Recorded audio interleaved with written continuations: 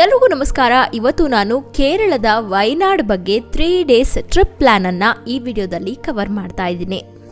ಈ ವಿಡಿಯೋದಲ್ಲಿ ನಾನು ಏನೆಲ್ಲ ತಿಳಿಸ್ಕೊಡ್ತೀನಿ ಅಂದರೆ ಬಜೆಟ್ ರೂಮ್ಸ್ ಬಗ್ಗೆ ತಿಳ್ಕೊಳ್ಳೋಣ, ಹಾಗೆ ಬೆಸ್ಟ್ ರೆಸ್ಟೋರೆಂಟ್ಸ್ ಬಗ್ಗೆ ತಿಳ್ಕೊಳ್ಳೋಣ, ಮತ್ತು ಬೈಕ್ ರೆಂಟಲ್ಸ್ ಬಗ್ಗೆ ತಿಳಿಸ್ಕೊಡ್ತೀನಿ, ಹಾಗೆ ಟ್ರಾನ್ಸ್ಪೋರ್ಟೇಷನ್ ಬಗ್ಗೆ ಕೂಡ ತಿಳ್ಕೊಳ್ಳೋಣ. ಮತ್ತು 3 ದಿನಗಳಲ್ಲಿ 13 ಜಾಗಗಳಿಗೆ ನೀವು ವಿಸಿಟ್ ಮಾಡಬಹುದು. ಇದೆಲ್ಲ ಯಾವುವು ಅಂತ ತಿಳಿಸ್ಕೊಡ್ತೀನಿ. ಹಾಗೆ ಈ 13 ಜಾಗಗಳ ಇಂಪಾರ್ಟೆನ್ಸ್ ಅನ್ನು ಕೂಡ ಈ ವಿಡಿಯೋದಲ್ಲಿ ನಾನು ಕವರ್ ಮಾಡ್ತೀನಿ. ಹಾಗೆ ವಯನಾಡಿಗೆ ಹೋಗಲಿಕ್ಕೆ ಬೆಸ್ಟ್ ಟೈಮ್ ಯಾವುದು ಅಂತ ಕೂಡ ನೋಡೋಣ. ಹಾಗಾಗಿ ಈ ವಿಡಿಯೋ ನಿಮಗೆ ತುಂಬ ಹೆಲ್ಪ್ ಆಗುತ್ತೆ. ಸೊ ಈಗಲೇ ಈ ಚಾನಲ್ಗೆ ಸಬ್ಸ್ಕ್ರೈಬ್ ಆಗಿ, ಆದ್ದರಿಂದ ನೀವು ಇನ್ನಷ್ಟು ಈ ರೀತಿಯಾದ ಇನ್ಫಾರ್ಮೇಟಿವ್ ವಿಡಿಯೋಸನ್ನು ನೋಡಬಹುದು. ಹಾಗೆ ಇದನ್ನು ನಿಮ್ಮ ಫ್ರೆಂಡ್ಸ್ ಆ್ಯಂಡ್ ಫ್ಯಾಮಿಲಿಗೆ ಶೇರ್ ಮಾಡಿ ಮತ್ತು ಲೈಕ್ ಮಾಡಲಿಕ್ಕೆ ಮರಿಬೇಡಿ. ಕೇರಳದ ಪ್ರಕೃತಿ ಮಡಿಲಲ್ಲಿರುವ ವಯನಾಡಿನ ಸೌಂದರ್ಯವನ್ನು ನೀವು ಕಣ್ತುಂಬಿಸ್ಕೊಳ್ಬೇಕು ಅಂದರೆ ಅಲ್ಲಿಗೇನೆ ಭೇಟಿ ನೀಡಬೇಕು. ಪ್ರಕೃತಿ ಸೌಂದರ್ಯ, ಪರ್ವತ ಶ್ರೇಣಿಗಳು, ಜಲಪಾತಗಳು, ಸಾಹಸ ಕ್ರೀಡೆಗಳಿಗೆ ವಯನಾಡು ಸೂಕ್ತವಾದ ತಾಣ ಅಂತಾನೆ ಹೇಳಬಹುದು. ವಯನಾಡಂತೂ ಕೇರಳದ ಪ್ರಮುಖ ಪ್ರವಾಸಿ ತಾಣ ಕೂಡ ಹೌದು. ನಿಮ್ಮ ರಜಾದಿನಗಳಲ್ಲಿ ಹಚ್ಚ ಹಸಿರಿನಿಂದ ಕೂಡಿರುವ ವಯನಾಡಿಗೆ ಭೇಟಿ ನೀಡೋದಂತೂ ಬಹಳ ಸೂಕ್ತ ಅಂತಾನೆ ಹೇಳಬಹುದು. ಇದಂತೂ ಚಹಾ ತೋಟಗಳಿಂದ ಕೂಡಿರೋದ್ರಿಂದ ಇಲ್ಲಿ ನೀವು ವಿವಿಧವಾದ ರುಚಿಕರವಾದ ಚಹಾಗಳನ್ನ ಟೇಸ್ಟ್ ಮಾಡಬಹುದು. ಆದ್ರಿಂದ ಇಷ್ಟು ಸುಂದರವಾದ ವಯನಾಡಿಗೆ ನೀವು ಒಮ್ಮೆಯಾದರೂ ಭೇಟಿ ನೀಡಲೇಬೇಕು. ಬೆಂಗಳೂರಿಂದ ವಯನಾಡಿಗಂತೂ 280 ಕಿಲೋಮೀಟರ್ಸ್ ಆಗುತ್ತೆ. ಈಗ ಇಲ್ಲಿಗೆ ನಾವು ಮೊದಲನೇದಾಗಿ ಬೈಕ್ ರೆಂಟಲ್ಸ್ ಬಗ್ಗೆ ತಿಳ್ಕೊಳ್ಳೋದಾದ್ರೆ, ವಯನಾಡಿಂದ 27 ಕಿಲೋಮೀಟರ್ಗಳಷ್ಟು ದೂರ ಇರುವಂತಹ ವಯನಾಡ್ ಬೈಕ್ ರೆಂಟಲ್ಸ್ಗೆ ನೀವು ರೀಚ್ ಆಗಬೇಕಾಗುತ್ತೆ. ಹಾಗೆ ವಯನಾಡಲ್ಲಿ ಸ್ವಲ್ಪ ಜಾಗಗಳೆಲ್ಲ ದೂರನೇ ಇರುತ್ತೆ, ಅಂದರೆ ರೂಮ್ಸ್ ಕೂಡ ನಿಮಗೆ ಸ್ವಲ್ಪ ದೂರನೇ ಸಿಗೋದು. ಅಟ್ಲೀಸ್ಟ್ ನೀವೊಂದು 10ರಿಂದ 15 ಕಿಲೋಮೀಟರ್ಗಳಷ್ಟು ದೂರ ಹೋಗಬೇಕಾಗತ್ತೆ ರೂಮ್ಸನ್ನು ರೀಚ್ ಆಗಲಿಕ್ಕಾಗಿ. ಸೊ ಈ ಒಂದು ಬೈಕ್ ರೆಂಟಲ್ಗೆ ನೀವು ರೀಚ್ ಆಗಬಹುದು. ಅಥವಾ ವಯನಾಡಿಂದ 17 ಕಿಲೋಮೀಟರ್ಗಳಷ್ಟು ದೂರ ಇರುವಂತಹ ರಾಯಲ್ ಬ್ರದರ್ಸ್ ಬೈಕ್ ರೆಂಟಲ್ಗೆ ನೀವು ರೀಚ್ ಆಗಬಹುದು. ಇಲ್ಲೂ ಕೂಡ ನೀವು ಬೈಕನ್ನು ರೆಂಟಲ್ಗೆ ತಗೋಬಹುದು. ಇಲ್ಲಿ ಒಂದು ದಿವಸಕ್ಕೆ 500 ರೂಪಾಯಿಂದ 600 ರೂಪಾಯಿವರೆಗೂ ಚಾರ್ಜ್ ಮಾಡಿ. ವಯನಾಡಿಗೆ ಹೋಗ್ಲಿಕ್ಕೆ ನಿಮಗೆ ಟ್ರಾನ್ಸ್ಪೋರ್ಟೇಷನ್ ಅನ್ನು ನೋಡೋದಾದ್ರೆ ನಿಮ್ಮ ಓನ್ ವೆಹಿಕಲ್ಸ್ ಮೂಲಕ ನೀವು ಆರಾಮಾಗಿ ವಯನಾಡಿಗೆ ರೀಚ್ ಆಗಬಹುದು. ಅಥವಾ ನೀವು ಬೇರೆ ಟ್ರಾನ್ಸ್ಪೋರ್ಟೇಷನ್ ಅನ್ನು ನೋಡ್ತಾ ಇದ್ದೀರಾ ಅಂದರೆ ನೀವು ಬಸ್ಗಳ ಮೂಲಕ ರೀಚ್ ಆಗಬಹುದು. ಆದರೆ ನೀವು ಪ್ರೈವೇಟ್ ಬಸ್ಗಳನ್ನು ಮೊದಲೇ ಬುಕ್ ಮಾಡಿಕೊಂಡು ಹೋಗಬೇಕಾಗತ್ತೆ. ಯಾಕಂದರೆ ಇಲ್ಲಿ ನಿಮಗೆ ಬಸ್ ಫೆಸಿಲಿಟೀಸ್ ಇಲ್ಲ ವಯನಾಡಿಗೆ ಅಷ್ಟು ಬೆಂಗಳೂರಿಂದ. ಸೊ ಆದ್ದರಿಂದ ನೀವು ಪ್ರೈವೇಟ್ ಬಸ್ಗಳನ್ನು ಬುಕ್ ಮಾಡಿಕೊಂಡು ಹೋಗಬಹುದು. ಹಾಗೆ ನೀವು ಟ್ರೈನ್ ಮೂಲಕ ಹೋಗಬೇಕು ಅಂತ ಅಂದ್ಕೊಂಡಿದ್ರೆ ಟ್ರೈನ್ ಮೂಲಕ ಹೋಗಲಿಕ್ಕೆ ಆಗೋದಿಲ್ಲ ವಯನಾಡಿಗೆ, ನೀವು ಬಸ್ ಮೂಲಕ ಹೋಗಬೇಕು ಅಥವಾ ನಿಮ್ಮ ಓನ್ ವೆಹಿಕಲ್ಸ್ ಮೂಲಕನೇ ಹೋಗಬೇಕಾಗುತ್ತೆ. ಈಗ ವಯನಾಡಲ್ಲಿ ಮೊದಲನೇ ದಿವಸ ವಯನಾಡಿಂದ 19 ಕಿಲೋಮೀಟರ್ಗಳಷ್ಟು ದೂರ ಇರುವಂತಹ ಕುರುಂಬಲಕೊಟ್ಟ ವ್ಯೂ ಪಾಯಿಂಟ್ಗೆ ರೀಚ್ ಆಗಬೇಕು. ಇದಂತೂ ವಯನಾಡಲ್ಲಿ ವಂಡರ್ಫುಲ್ ವ್ಯೂ ಪಾಯಿಂಟ್ ಅಂತಾನೆ ಹೇಳಬಹುದು. ಇಲ್ಲಂತೂ ನಿಂತ್ಕೊಂಡು ನೀವು ವ್ಯೂಸ್ ನೋಡ್ತಾ ಇದ್ದ ಹಾಗೆ ನಿಮಗೆ ಇಡೀ ವಯನಾಡೇ ಕಾಣುತ್ತೆ. ಹಚ್ಚ ಹಸಿರಿನ ವಯನಾಡ್ ಈ ಒಂದು ವ್ಯೂ ಪಾಯಿಂಟಿಂದ ನಿಮಗೆ ಕಾಣಲು ಸಿಗುತ್ತೆ.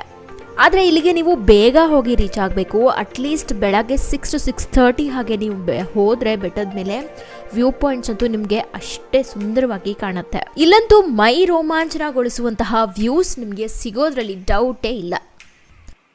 ಈ ವ್ಯೂ ಪಾಯಿಂಟನ್ನು ನೀವು ನೋಡಾದ್ಮೇಲೆ ಇಲ್ಲಿಂದ 27 ಕಿಲೋಮೀಟರ್ಗಳಷ್ಟು ದೂರ ಹೋದರೆ ನಿಮಗೆ ಮಕ್ಕಿಯಾಡ್ ಮೀನ್ಮಟ್ಟಿ ಜಲಪಾತ ಸಿಗುತ್ತೆ.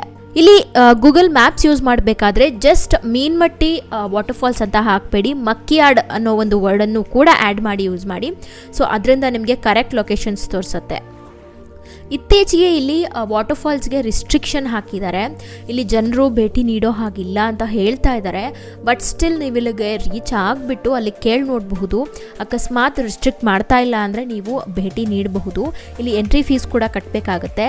ಅಡಲ್ಟ್ಸ್ಗಾದರೆ 50 ರೂಪಾಯಿ, ಹಾಗೆ ಮಕ್ಕಳಿಗಾದರೆ 30 ರೂಪಾಯಿನ ಚಾರ್ಜ್ ಮಾಡ್ತಾರೆ. ಇಲ್ಲಿ ಯಾಕೆ ರಿಸ್ಟ್ರಿಕ್ಷನ್ ಹಾಕಿದ್ದಾರೆ ಅಂದರೆ ಇಲ್ಲಿರುವಂತಹ ವೈಲ್ಡ್ ಆ್ಯನಿಮಲ್ಸ್ ಜನರ ಮೇಲೆ ಅಟ್ಯಾಕ್ ಮಾಡ್ತಾ ಇರೋದ್ರಿಂದ ಇದನ್ನು ರಿಸ್ಟ್ರಿಕ್ಟ್ ಮಾಡ್ತಾ ಇದ್ದಾರೆ. ಅಕಸ್ಮಾತ್ ಏನಾದರೂ ಬಿಡ್ತಾ ಇಲ್ಲ ಅಂದರೆ ಅಲ್ಲೇ ಅಕ್ಕಪಕ್ಕ ನಿಮಗೆ ಟೀ ಪ್ಲಾಂಟೇಶನ್ಸ್ ತುಂಬಾ ಒಳ್ಳೆ ವ್ಯೂಸನ್ನು ಕೊಡ್ತವೆ. ಸೊ ಅಲ್ಲೇ ನೀವು ಸಾಕಷ್ಟು ಟೈಮನ್ನು ಸ್ಪೆಂಡ್ ಮಾಡಬಹುದು. ಇದಾದಮೇಲೆ ಇಲ್ಲಿಂದ ನೀವು 23 ಕಿಲೋಮೀಟರ್ಗಳಷ್ಟು ದೂರ ಹೋದರೆ ಬಾಣಾಸುರ ಸಾಗರ ವ್ಯೂ ಪಾಯಿಂಟ್ ಸಿಕ್ಕತ್ತೆ. ಇದಂತೂ ಒಂದು ಬ್ರೆತ್ ಟೇಕಿಂಗ್ ವ್ಯೂ ಪಾಯಿಂಟ್ ಅಂತಾನೆ ಹೇಳಬಹುದು. ವಯನಾಡಲ್ಲಿ ಇದೊಂದು ಫೇಮಸ್ ಟೂರಿಸ್ಟ್ ಸ್ಪಾಟ್ ಕೂಡ ಹೌದು. ಇಲ್ಲಿ ಬೇಕಾದರೆ ಬೋಟಿಂಗ್ ಕೂಡ ಮಾಡಬಹುದು. ಇದಂತೂ ಏಷ್ಯಾದಲ್ಲೇ 2ನೇ ಅತಿ ದೊಡ್ಡ ಡ್ಯಾಮ್ ಎಂಬ ಹೆಗ್ಗಳಿಕೆಗೂ ಕೂಡ ಪಾತ್ರವಾಗಿದೆ. ಹಾಗೆ ಇಲ್ಲಿ ನಿಂತು ನೋಡುವ ವ್ಯೂಸ್ ಅಂತೂ ನಿಮಗೆ ತುಂಬ ಚೆನ್ನಾಗಿ ಅನಿಸುತ್ತೆ. ನೀಲಿ ಆಕಾಶ, ಹಾಗೆ ಅಕ್ಕಪಕ್ಕದಲ್ಲಿ ಹಚ್ಚ ಹಸಿರು, ಹಾಗೆ ಬೆಟ್ಟ ಗುಡ್ಡಗಳು, ನಿಮಗೆ ವ್ಯೂ ಪಾಯಿಂಟ್ಸ್ ತುಂಬಾ ಚೆನ್ನಾಗಿರುತ್ತೆ ಇಲ್ಲಿ ಹೋದಾಗ. ಇಲ್ಲಿಗೆ ನಿಮ್ಮ ಫಸ್ಟ್ ಡೇ ಟ್ರಿಪ್ ಕಂಪ್ಲೀಟ್ ಆಗುತ್ತೆ. ಇಲ್ಲಿಂದ ನೀವು ನಿಮ್ಮ ರೂಮ್ಸಿಗೆ ಹೋಗಿ ರೆಸ್ಟ್ ಮಾಡಬಹುದು. ಎರಡನೇ ದಿವಸ ವಯನಾಡಿಂದ 25 ಕಿಲೋಮೀಟರ್ಗಳಷ್ಟು ದೂರ ಇರುವಂತಹ ಇಡಕ್ಕಲ್ ಕೇವ್ಸ್ಗೆ ನೀವು ರೀಚ್ ಆಗಿ. ಇಲ್ಲೇ ನೋಡಿ ಕನ್ನಡದ ಎಡಕಲುಗುಡ್ಡ ಮೂವಿ ಶೂಟಿಂಗ್ ಆಗಿದ್ದು. ಈ ಎಡಕಲ್ ಗುಹೆಗಳಂತೂ ವಯನಾಡಲ್ಲಿ ಅತ್ಯಂತ ಭೇಟಿ ನೀಡುವ ಪ್ರವಾಸಿ ತಾಣವಾಗಿದೆ. ಈ ಗುಹೆಗಳಂತೂ ಸುಮಾರು 4000 ಅಡಿಗಳಷ್ಟು ಎತ್ತರದಲ್ಲಿದೆ. ಈ ಎಡಕಲ್ ಗುಹೆಗಳ ಬಗ್ಗೆ ಸಾಕಷ್ಟು ದಂತಕಥೆಗಳೇ ಇವೆ. ಒಬ್ಬರ ಪ್ರಕಾರ ಭಗವಾನ್ ಶ್ರೀರಾಮನ ಪುತ್ರರಾದ ಲವಾಕುಶರು ಎಸೆದ ಬಾಣಗಳಿಂದ ಈ ಗುಹೆಗಳು ರೂಪುಗೊಂಡಿದ್ದು ಅಂತ ಹೇಳಲಾಗುತ್ತೆ. ಹಾಗೆ ಈ ಕೇವ್ ಒಳಗಡೆ ಹೋಗ್ತಾ ಇದ್ದ ಹಾಗೆ ನಿಮಗೆ ಸಪೋರ್ಟ್ಗೋಸ್ಕರ ಅಂದ್ಬಿಟ್ಟು ಐರನ್ ರಾಡ್ಸನ್ನು ಹಾಕಿದ್ದಾರೆ, ನಿಮಗೆ ಸಪೋರ್ಟ್ಗಿರಲಿ ನಡೆದಾಡೋಕ್ಕೆ ಅಲ್ಲಿ ಅಂತ. ಹಾಗೆ ಇಲ್ಲಿ ಮೆಟ್ಲುಗಳನ್ನು ಕೂಡ ನಿರ್ಮಾಣ ಮಾಡಿದ್ದಾರೆ. ಇಲ್ಲಂತೂ ನೀವು ಸಾಕಷ್ಟು ಬೃಹತ್ ಗಾತ್ರದ ಬಂಡೆ ಕಲ್ಲುಗಳನ್ನು ಕಾಣಬಹುದು. ಹಾಗೆ ಮುಂದೆ ಹೋಗ್ತಾ ಹೋಗ್ತಾ ನಿಮಗೆ ನವಶಿಲಾಯುಗಕ್ಕೆ ಸೇರಿದ ರೇಖಾ ಚಿತ್ರಗಳು ಕೂಡ ಕಾಣಲು ಸಿಗ್ತವೆ. ಇಲ್ಲಿನ ಒಂದು ಕೊಠಡಿ ಒಳಗಡೆ ಕಲ್ಲಿನ ಗೋಡೆಗಳ ಮೇಲೆ ಕ್ರಿಸ್ತಪೂರ್ವ 6000ಕ್ಕೂ ಹಿಂದಿನ ನವಶಿಲಾಯುಗಕ್ಕೆ ಸೇರಿದ ಹಲವಾರು ರೇಖಾಚಿತ್ರಗಳನ್ನ ನೀವು ಕಾಣಬಹುದು. ಹಾಗೆ ಮತ್ತೊಂದೇನು ಅಂದ್ರೆ ಪುರಾತತ್ವ ತಜ್ಞರ ಪ್ರಕಾರ ಈ ಸ್ಥಳ ಅಂತೂ ಮಾನವ ವಾಸಸ್ಥಳದ ಆರಂಭಿಕ ಕೇಂದ್ರಗಳಲ್ಲಿ ಒಂದು ಅಂತ ಕಂಡುಹಿಡಿದಿದ್ದಾರೆ. ಈ ಕೇವನ್ನ ಕಂಪ್ಲೀಟ್ ಆಗಿ ನೀವು ಎಕ್ಸ್ಪ್ಲೋರ್ ಮಾಡಬೇಕು ಅಂದ್ರೆ 45 ನಿಮಿಷದಿಂದ ಒಂದು 1 ಅವರ್ ವರೆಗೂ ಆಗುತ್ತೆ. ಸೊ ಈ ಕೇವ್ಸ್ ಅನ್ನ ನೀವು ಎಕ್ಸ್ಪ್ಲೋರ್ ಮಾಡಾದ್ಮೇಲೆ ಇಲ್ಲಿಂದ 17 ಕಿಲೋಮೀಟರ್ಗಳಷ್ಟು ದೂರ ಹೋದ್ರೆ ನಿಮಗೆ ನೀಲಿಮಾಲಾ ವ್ಯೂ ಪಾಯಿಂಟ್ ಸಿಗುತ್ತೆ. ಈ ವ್ಯೂ ಪಾಯಿಂಟ್ಗೆ ನೀವು ಅಕಸ್ಮಾತ್ ಏನಾದರೂ ಮಳೆಗಾಲದಲ್ಲಿ ಹೋಗ್ಬಿಟ್ರೆ ನೋಡಕ್ ಆಗೋದೇ ಇಲ್ಲ. ನೀವೇನಾದರೂ ಕಾರ್ ತೊಗೊಂಡು ಹೋಗ್ತೀರಾ ಅಂದರೆ ಇಲ್ಲಿ ಹೋಗ್ಲಿಕ್ಕಾಗಲ್ಲ. ರೋಡ್ ಅಂತೂ ತುಂಬಾ ಚಿಕ್ಕದಾಗಿದೆ. ಹಾಗೆ ಕರ್ವಿಂಗ್ಸಲ್ಲೂ ಕೂಡ ನಿಮಗೆ ತುಂಬಾ ಚಿಕ್ಕದು, ಎರಡೆರಡು ಗಾಡಿ ಹೋಗ್ಲಿಕ್ಕೆ ಆಗೋದಿಲ್ಲ. ನೀವು 2 ವೀಲರ್ಸಲ್ಲಿ ಟ್ರಾವೆಲ್ ಮಾಡೋದು ಇಲ್ಲಿ ಬಹಳ ಬೆಸ್ಟ್ ಅಂತ ಹೇಳ್ತೀನಿ. 2 ವೀಲರ್ಸಲ್ಲಿ ನೀವು ಹೋದರೆ ಎಂಡ್ ಪಾಯಿಂಟ್ವರೆಗೂ ರೀಚ್ ಆಗಬಹುದು. ಸೊ ಅದಕ್ಕೆ ನೀವು ಆದಷ್ಟು ಮಳೆ ನಿಂತಾದ್ಮೇಲೆ ಹೋಗಿ, ಯಾಕಂದರೆ ಇಲ್ಲಿ ತುಂಬಾ ಜಾರತ್ತೆ. ಹಾಗೂ ವ್ಯೂ ಪಾಯಿಂಟ್ಸನ್ನು ನೋಡಲಿಕ್ಕೆ ಒಂದು 10 ನಿಮಿಷ ನೀವು ನಡಿಬೇಕಾಗತ್ತೆ. ಮತ್ತು ಇಲ್ಲಿ ತುಂಬಾ ಸ್ಟೀಪ್ ಆಗಿರೋದ್ರಿಂದ ನಿಮಗೆ ಜಾರೋ ಚಾನ್ಸಸ್ ಜಾಸ್ತಿ ಇರುತ್ತೆ. ಅದರಿಂದ ನೀವು ಟ್ರೆಕ್ಕಿಂಗ್ ಶೂಸನ್ನು ಹಾಕೊಳ್ಳಿಕ್ಕೆ ಮರೀಲೇಬಾರ್ದು. ಇಲ್ಲಿಗೆ ಹೋಗಿ ರೀಚ್ ಆಗೋ ದಾರಿನೇ ಅತ್ಯಂತ ಸುಂದರ ಅಂತ ಹೇಳಬಹುದು. ಹಾಗೆ ಈ ವ್ಯೂ ಪಾಯಿಂಟಿಂದ ನಿಮಗೆ ಸಾಕಷ್ಟು ಬಾರಿ ಮೀನ್ಮಟ್ಟಿ ವಾಟರ್ ಫಾಲ್ಸ್ ಕೂಡ ಕಾಣುತ್ತೆ. ಮತ್ತೊಂದು ಮುಖ್ಯವಾದ ವಿಷಯ ಏನು ಅಂದರೆ ಈ ವ್ಯೂ ಪಾಯಿಂಟನ್ನು ನೋಡಲಿಕ್ಕಾಗಿ ನೀವು ಸ್ವಲ್ಪ ಕಷ್ಟ ಬೀಳಬೇಕಾಗತ್ತೆ. ಅಂದರೆ ರೋಡ್ಗಳಂತೂ ಇಲ್ಲಿ ತುಂಬಾ ಸ್ಲೋಪ್ ಇರುತ್ತೆ. ಹಾಗೆ ತುಂಬ ಕಷ್ಟ ಆಗುತ್ತೆ ನಿಮಗೆ ಡ್ರೈವಿಂಗಲ್ಲಿ. ಕಾರ್ಗಳಂತೂ ಇಲ್ಲಿ ಹೋಗೋದೇ ಇಲ್ಲ. ನೀವು ತುಂಬ ಹಿಂದೆನೇ ನಿಲ್ಲಿಸ್ಬಿಟ್ಟು ಒಂದು ಸ್ವಲ್ಪ ಹೊತ್ತು ಟ್ರೆಕ್ಕಿಂಗ್ ಮಾಡಬೇಕಾಗತ್ತೆ. ಸೊ ಆದ್ದರಿಂದ ನೀವು ಆದರೆ ನಿಮಗೆ ಅಡ್ವೆಂಚರಸ್ ಆಗಿ ಏನಾದರೂ ಟ್ರೈ ಮಾಡಬೇಕು ಅಂತ ಇದ್ದರೆ ನೀವು ಈ ವ್ಯೂ ಪಾಯಿಂಟ್ಗೆ ರೀಚ್ ಆಗಬಹುದು. ಅಥವಾ ನೀವು ಫ್ಯಾಮಿಲಿ ಜೊತೆ ಬರ್ತಾ ಇದ್ದೀರಾ ಅಂದರೆ ಈ ವ್ಯೂ ಪಾಯಿಂಟನ್ನು ನೀವು ಸ್ಕಿಪ್ ಮಾಡಬಹುದು. ಈ ಜಲಪಾತವನ್ನು ನೋಡಾದ್ಮೇಲೆ ಇಲ್ಲಿಂದ 13 ಕಿಲೋಮೀಟರ್ಗಳಷ್ಟು ದೂರ ಹೋದರೆ ನಿಮಗೆ ಕಾಂತನ್ಪುರ ಜಲಪಾತ ಸಿಗುತ್ತೆ. ಇದಂತೂ ಒಂದು ಅತ್ಯಂತ ಸುಂದರವಾದ ಜಲಪಾತ ಅಂತಾನೆ ಹೇಳಬಹುದು ವಯನಾಡಲ್ಲಿ. ಹಾಗೆ ಇಲ್ಲಿಗೆ ಹೋಗುವಾಗ ಇಲ್ಲಿನ ಬಂಡೆ ಕಲ್ಲುಗಳಂತೂ ಜಾಸ್ತಿನೇ ಸ್ಲಿಪ್ಪರಿ ಇರುತ್ತೆ. ನೀವು ಆದಷ್ಟು ಟ್ರೆಕ್ಕಿಂಗ್ ಶೂಸನ್ನೇ ಹಾಕೊಂಡು ಹೋಗೋದು ತುಂಬ ಒಳ್ಳೆಯದು. ಯಾಕಂದರೆ ನಿಮಗೆ ಗ್ರಿಪ್ ಸಿಗುತ್ತೆ ಅಲ್ಲಿ ಓಡಾಡಬೇಕಾದ್ರೆ. ಅಕ್ಕಪಕ್ಕದಲ್ಲೆಲ್ಲ ಹಚ್ಚ ಹಸಿರು ಮತ್ತು ಅದರ ಮಧ್ಯೆ ನಿಮಗೆ ಈ ಜಲಪಾತ ಕಾಣಲು ಸಿಗುತ್ತೆ ಅತ್ಯಂತ ಸುಂದರವಾಗಿ. ಈ ಜಲಪಾತದಲ್ಲಿ ನೀವು ಸಾಕಷ್ಟು ಟೈಮನ್ನು ಸ್ಪೆಂಡ್ ಮಾಡಿಬಿಟ್ಟು ನೀವು ನಿಮ್ಮ ರೂಮ್ಸಿಗೆ ಹೋಗಿ ರೀಚ್ ಆಗಬಹುದು. ಇಲ್ಲಿಗೆ ನಿಮ್ಮ ಸೆಕೆಂಡ್ ಡೇ ಟ್ರಿಪ್ ಕೂಡ ಕಂಪ್ಲೀಟ್ ಆಗುತ್ತೆ. 3ನೇ ದಿವಸ ಬೆಳಗ್ಗೆ ವಯನಾಡಿಂದ 35 ಕಿಲೋಮೀಟರ್ಗಳಷ್ಟು ದೂರ ಇರುವಂತಹ ಚೆಂಬ್ರಾ ಪೀಕ್ಗೆ ರೀಚ್ ಆಗಿ. ಚೆಂಬ್ರಾ ಪೀಕನ್ನು ನೀವು ನೋಡಲಿಲ್ಲ ಅಂದರೆ ವಯನಾಡಿನ ಟ್ರಿಪ್ ಅಂತೂ ಕಂಪ್ಲೀಟ್ ಆಗೋದೇ ಇಲ್ಲ ಅಂತಾನೆ ಹೇಳಬಹುದು. ಯಾಕಂದರೆ ಇಲ್ಲಿನ ಟ್ರೆಕ್ಕಿಂಗ್ ಎಕ್ಸ್ಪೀರಿಯನ್ಸ್ ಮತ್ತು ವ್ಯೂ ಪಾಯಿಂಟ್ಸ್ ಅಂತೂ ನಿಮಗೆ ಅಷ್ಟು ಸುಂದರವಾಗಿ ಕಾಣಲು ಸಿಗುತ್ತೆ. ಹಾಗೆ ಇಲ್ಲಿ ಬರೀ ಲಿಮಿಟೆಡ್ ಪೀಪಲನ್ನು ಮಾತ್ರ ಟ್ರೆಕ್ಕಿಂಗ್ಗೆ ಕಳಿಸೋದ್ರಿಂದ ನೀವು ಆದಷ್ಟು ಬೇಗ ಇಲ್ಲಿಗೆ ರೀಚ್ ಆಗೋದು ಒಳ್ಳೆಯದು. ಮೇ ಬಿ ಒಂದು 6:30 to 7 o'clock ನೀವು ಇಲ್ಲಿಗೆ ರೀಚ್ ಆಗಿಬಿಟ್ರೆ ಆರಾಮಾಗಿ ನೀವು ಟ್ರೆಕ್ಕಿಂಗನ್ನು ಸ್ಟಾರ್ಟ್ ಮಾಡಬಹುದು. ಇಲ್ಲಿ ನೀವು ಫಾರೆಸ್ಟ್ ಆಫೀಸಿಂದ ಟಿಕೆಟ್ಸನ್ನು ತಗೊಳ್ಬೇಕಾಗುತ್ತೆ. ನಂತರನೇ ನೀವು ಇಲ್ಲಿ ಟ್ರೆಕ್ಕಿಂಗ್ ಮಾಡಬಹುದು. ಹಾಗೆ ಇಲ್ಲಿ ಟ್ರೆಕ್ಕಿಂಗ್ ಅಷ್ಟೊಂದೇನು ಕಷ್ಟ ಇಲ್ಲ. ನಿಮಗೆ ಮೀಡಿಯಂ ಟ್ರೆಕ್ಕಿಂಗ್ ಇರುತ್ತೆ.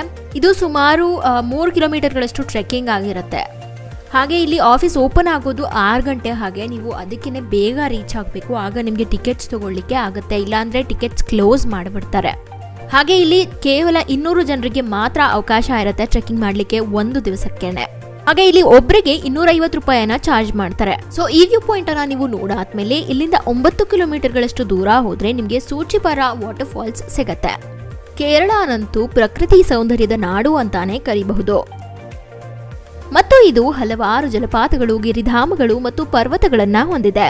ಹಾಗೆ ಇದೇ ಕೇರಳದಲ್ಲಿರುವ ವಯನಾಡಿನ ಪ್ರಮುಖ ಆಕರ್ಷಣೆಗಳಲ್ಲಿ ಸೂಚಿಪರ ಜಲಪಾತವೂ ಕೂಡ ಒಂದು.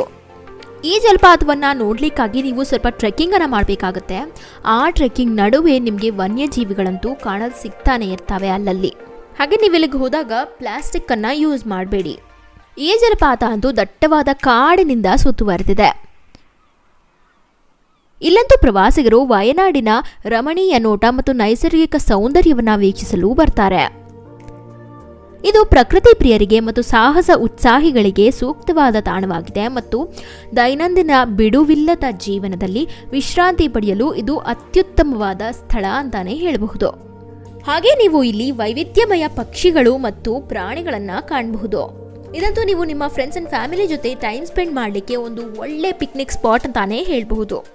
ಈ ಜಲಪಾತದಲ್ಲಿ ಸಾಕಷ್ಟು ಟೈಮ್ ಸ್ಪೆಂಡ್ ಮಾಡಾದ್ಮೇಲೆ ಇಲ್ಲಿಂದ 6.5 ಕಿಲೋಮೀಟರ್ಗಳಷ್ಟು ದೂರ ಇರುವಂತಹ ಅಟ್ಟಮಾಲ ವ್ಯೂ ಪಾಯಿಂಟ್ಗೆ ರೀಚ್ ಆಗಿ. ಇದನ್ನಂತೂ ವಯನಾಡಲ್ಲಿ ಒಂದು ಮಸ್ಟ್ ವಿಸಿಟ್ ಪ್ಲೇಸ್ ಅಂತಾನೆ ಹೇಳಬಹುದು. ಯಾಕಂದ್ರೆ ಇಲ್ಲಿಂದ ನಿಮಗೆ ವ್ಯೂಸ್ ಅಂತೂ ಅಷ್ಟು ಸುಂದರವಾಗಿ ಕಾಣುತ್ತೆ. ಹಾಗೆ ನಿಮಗೆ ಇಲ್ಲಿ ಯಾವುದೇ ರೀತಿ ಅಂಗಡಿಗಳು ಇರೋದಿಲ್ಲ. ನಿಮಗೆ ತಿಂಡಿ ಏನಾದರೂ ತೊಗೊಂಡು ಹೋಗಬೇಕು ಅಂದರೆ ನೀವು ಮುಂಚೆನೇ ತೊಗೊಂಡು ಹೋಗ್ಬಿಡಿ, ಯಾಕಂದರೆ ಅಲ್ಲಿ ಯಾವುದೇ ರೀತಿ ಅಂಗಡಿಗಳಿರೋದಿಲ್ಲ. ಹಾಗೆ ನೀರು ಕೂಡ ಸಿಗೋದಿಲ್ಲ. ಇಲ್ಲಿ ವ್ಯೂ ಪಾಯಿಂಟ್ಸನ್ನು ನೋಡಲಿಕ್ಕಾಗಿ ನಿಮಗೆ ಒಬ್ಬರಿಗೆ 50 ರೂಪಾಯಿನ ಚಾರ್ಜ್ ಮಾಡ್ತಾರೆ ಮತ್ತು ಇಲ್ಲೇ ಪಕ್ಕದಲ್ಲಿ ಗ್ಲಾಸ್ ಬ್ರಿಡ್ಜ್ ಕೂಡ ಇದೆ. ಅಲ್ಲಿ ನೀವೇನಾದರೂ ಆ್ಯಕ್ಟಿವಿಟೀಸ್ ಮಾಡ್ತೀರಾ ಅಂದರೆ 300 ರೂಪಾಯಿನ ಚಾರ್ಜ್ ಮಾಡ್ತಾರೆ ಒಬ್ಬರಿಗೆ. ಈ ವ್ಯೂ ಪಾಯಿಂಟ್ಸಲ್ಲಿ ನಿಂತ್ಕೊಂಡು ನೀವು 360 ವ್ಯೂನ ಕಾಣಬಹುದು. ಎಲ್ಲ ಕಡೆ ನಿಮಗೆ ಹಚ್ಚ ಹಸಿರು ಕಾಣಿಸ್ತಾ ಇರತ್ತೆ. ವಯನಾಡಿನ ಸುಂದರ ನೋಟ. ಇದಾದ ಮೇಲೆ ಇಲ್ಲಿಂದ 10 ಕಿಲೋಮೀಟರ್ಗಳಷ್ಟು ದೂರ ಹೋದರೆ ನಿಮಗೆ ಗ್ಲಾಸ್ ಬ್ರಿಡ್ಜ್ 900 ಕಂಡಿ ಸಿಗತ್ತೆ. ಈ ಬ್ರಿಡ್ಜ್ ಅನ್ನ ಎತ್ತರದ ಒಂದು ಬೆಟ್ಟದ ಮೇಲೆ ಮಾಡಲಾಗಿದೆ. ಸೊ ಇಲ್ಲಿ ನಿಂತ್ಕೊಂಡು ನೀವು ವ್ಯೂ ಪಾಯಿಂಟ್ಸ್ ಅನ್ನ ಕಾಣಬಹುದು. ಇದನ್ನ ಸೌತ್ ಇಂಡಿಯಾದ ಮೊದಲನೇ ಗ್ಲಾಸ್ ಬ್ರಿಡ್ಜ್ ಅಂತ ಕೂಡ ಕರೆಯಲಾಗುತ್ತೆ. ಇಲ್ಲಿ ಇನ್ನೊಂದು ವಿಷಯ ಏನು ಅಂದರೆ, ಈ ಗ್ಲಾಸ್ ಬ್ರಿಡ್ಜ್ಗೆ ರೀಚ್ ಆಗಲಿಕ್ಕೆ ನಿಮ್ಮ ಓನ್ ವೆಹಿಕಲ್ಸಲ್ಲಿ ಹೋಗ್ಲಿಕ್ಕೆ ಆಗೋದಿಲ್ಲ. ನಿಮ್ಮ ಹತ್ರ ಏನಾದರೂ ಜೀಪ್ ಇದ್ದರೆ ನೀವು ಹೋಗಬಹುದು.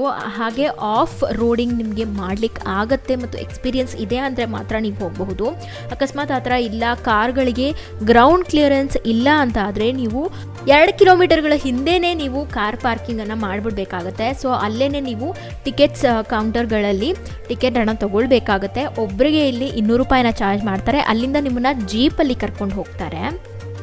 ಪಾರ್ಕಿಂಗ್ ಸ್ಲಾಟಿಂದ ನಿಮಗೆ 6 ಕಿಲೋಮೀಟರ್ಗಳಷ್ಟು ಆಫ್ ರೋಡಿಂಗ್ ಇರುತ್ತೆ. ಜೀಪಲ್ಲಿ ಕರ್ಕೊಂಡು ಹೋಗ್ತಾರೆ.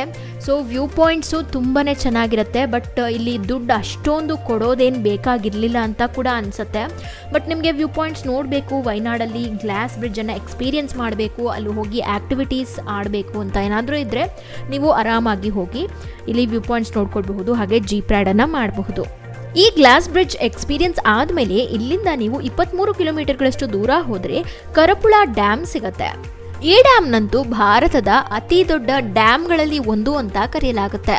ಈ ಡ್ಯಾಮ್ನ ಅಕ್ಕಪಕ್ಕ ಅದು ನಿಮಗೆ ಹಚ್ಚ ಹಸಿರೇ ತುಂಬಿರುತ್ತೆ. ಹಾಗೆ ಡ್ಯಾಮಲ್ಲಿ ಏನಾದರೂ ವಾಟರ್ ಫ್ಲೋ ಇದ್ದರೆ ನಿಮಗೆ ಕಾಣಲಿಕ್ಕೆ ಇನ್ನೂ ತುಂಬ ಸೊಗಸಾಗಿ ಕಾಣುತ್ತೆ. ಹಾಗೆ ಇಲ್ಲಿಗೆ ಹೋಗ್ಲಿಕ್ಕೆ ನಿಮಗೆ ಒಬ್ಬರಿಗೆ 30 ರೂಪಾಯಿನ ಚಾರ್ಜ್ ಮಾಡ್ತಾರೆ ಮತ್ತು ಮಕ್ಕಳಾದರೆ ಒಬ್ಬರಿಗೆ 10 ರೂಪಾಯಿನ ಚಾರ್ಜ್ ಮಾಡ್ತಾರೆ. ಹಾಗೆ ಬೋಟಿಂಗ್ ಕೂಡ ನೀವಿಲ್ಲಿ ಮಾಡಬಹುದು. ಇಲ್ಲಿಗೆ ವಯನಾಡಿನ 3 ದಿನಗಳ ಟ್ರಿಪ್ ಕಂಪ್ಲೀಟ್ ಆಗುತ್ತೆ. ಸೊ ಈಗಾಗಲೇ ನಿಮಗೆ ಹೇಳಿದ್ದೆ ನಾನು, ವಯನಾಡಲ್ಲಿ ನಿಮಗೆ ರೂಮ್ಸ್ ಬೇಕಾದರೆ ಯಾವುದು ತಗೊಳ್ಬಹುದು ಅಂತ ಹೇಳ್ತೀನಿ ಅಂತ. ಸೊ ವಯನಾಡಿಂದ 13 ಕಿಲೋಮೀಟರ್ಗಳಷ್ಟು ದೂರ ಇರುವಂತಹ ನವರಂಗ್ ವಿಲ್ಲಾಗೆ ನೀವು ರೀಚ್ ಆಗಬಹುದು. ಇಲ್ಲಿ ಒಂದು ದಿವಸಕ್ಕೆ 1800ರಿಂದ 2500ವರೆಗೂ ಚಾರ್ಜ್ ಮಾಡ್ತಾರೆ. ಹಾಗೆ ವಯನಾಡಿಂದ 2 ಕಿಲೋಮೀಟರ್ಗಳಷ್ಟು ದೂರ ಇರುವಂತಹ ಡ್ರೀಮ್ ಕನೆಕ್ಟ್ ಹೋಮ್ ಸ್ಟೇಗೂ ಕೂಡ ನೀವು ರೀಚ್ ಆಗಬಹುದು. ಇಲ್ಲಿ ದಿವಸಕ್ಕೆ 1500 ರೂಪಾಯಿಂದ 2000 ರೂಪಾಯಿವರೆಗೂ ಚಾರ್ಜ್ ಮಾಡ್ತಾರೆ. ಮತ್ತೊಂದು ರೂಮ್ ವಯನಾಡಿಂದ 13 ಕಿಲೋಮೀಟರ್ಗಳಷ್ಟು ದೂರ ಇರುವಂತಹ ಹೋಟೆಲ್ ಪರ್ಲ್ ವ್ಯೂ ರೆಸಿಡೆನ್ಸಿಗೆ ನೀವು ರೀಚ್ ಆಗಬಹುದು. ಇಲ್ಲಿ ದಿವಸಕ್ಕೆ 1000 ರೂಪಾಯಿಂದ 2000 ರೂಪಾಯಿವರೆಗೂ ಚಾರ್ಜ್ ಮಾಡ್ತಾರೆ. ವಯನಾಡಲ್ಲಿ ಊಟ ತಿಂಡಿ ಮಾಡಲಿಕ್ಕೆ ನೀವು ರೆಸ್ಟೋರೆಂಟ್ಸನ್ನು ನೋಡ್ತಾ ಇದ್ದೀರಾ ಅಂದರೆ ವಯನಾಡಿಂದ 13 ಕಿಲೋಮೀಟರ್ಗಳಷ್ಟು ದೂರ ಇರುವಂತಹ ಉಡುಪಿ ಪ್ಯೂರ್ ವೆಜಿಟೇರಿಯನ್ ರೆಸ್ಟೋರೆಂಟ್ಗೆ ನೀವು ರೀಚ್ ಆಗಬಹುದು. ಸೊ ವಯನಾಡಿಗೆ ಹೋಗಲಿಕ್ಕೆ ಬೆಸ್ಟ್ ಟೈಮ್ ಯಾವುದಪ್ಪ ಅಂತ ನೀವು ಕೇಳೋದಾದರೆ ಸೆಪ್ಟೆಂಬರ್ ಎಂಡಿಂಗಿಂದ ಹೋಗಬಹುದು, ಅಥವಾ ನೀವು ಅಕ್ಟೋಬರಿಂದ ಸ್ಟಾರ್ಟ್ ಮಾಡಿ ಫೆಬ್ರವರಿ ಒಳಗಡೆ ರೀಚ್ ಆಗಬಹುದು. ಆಗ ನಿಮಗೆ ಜಲಪಾತಗಳು ಕೂಡ ಕಾಣಲು ಸಿಗ್ತವೆ. ವಯನಾಡಲ್ಲಿ ನಿಮಗೆ ವಾಟರ್ಫಾಲ್ಸ್ ಕಾಣಿಸ್ಬೇಕು ಅಂದರೆ ನೀವು ಆದಷ್ಟು ಜನವರಿ ಒಳಗಡೆ ಹೋದರೆ ಒಳ್ಳೆಯದು. ಆಗ ನಿಮಗೆ ಕಾಣಲಿಕ್ಕೆ ತುಂಬ ಚೆನ್ನಾಗಿ ಅನ್ಸುತ್ತೆ. ಸೊ ಇದಾಗಿತ್ತು ವಯನಾಡಿನ 3 ದಿನಗಳ ಪ್ರವಾಸದ ಪ್ಲ್ಯಾನ್. ಸೊ ಈ ವಿಡಿಯೋ ನಿಮಗೆ ಇಷ್ಟ ಆಗಿದೆ ಅಂತ ನಾನು ಭಾವಿಸ್ತೀನಿ. ಇಷ್ಟ ಆಗಿದ್ದಲ್ಲಿ ಈ ವಿಡಿಯೋಗೆ ಒಂದು ಲೈಕ್ ಕೊಡಿ. ಹಾಗೆ ನಮ್ಮ ಚಾನಲ್ಗೆ ಸಬ್ಸ್ಕ್ರೈಬ್ ಆಗೋದಕ್ಕೆ ಮಿಸ್ ಮಾಡಲೇಬೇಡಿ. ಮತ್ತು ಈ ವಿಡಿಯೋನ ನಿಮ್ಮ ಫ್ರೆಂಡ್ಸ್ ಆ್ಯಂಡ್ ಫ್ಯಾಮಿಲಿಗೆಲ್ಲ ಶೇರ್ ಮಾಡಿ. ಯಾರೆಲ್ಲ ವಯನಾಡಿಗೆ ಹೋಗಬೇಕು ಅಂತ ಪ್ಲ್ಯಾನ್ ಮಾಡ್ತಿದ್ದಾರೋ ಅವ್ರಿಗೆಲ್ಲ ಇದು ತುಂಬಾ ಹೆಲ್ಪ್ ಆಗುತ್ತೆ.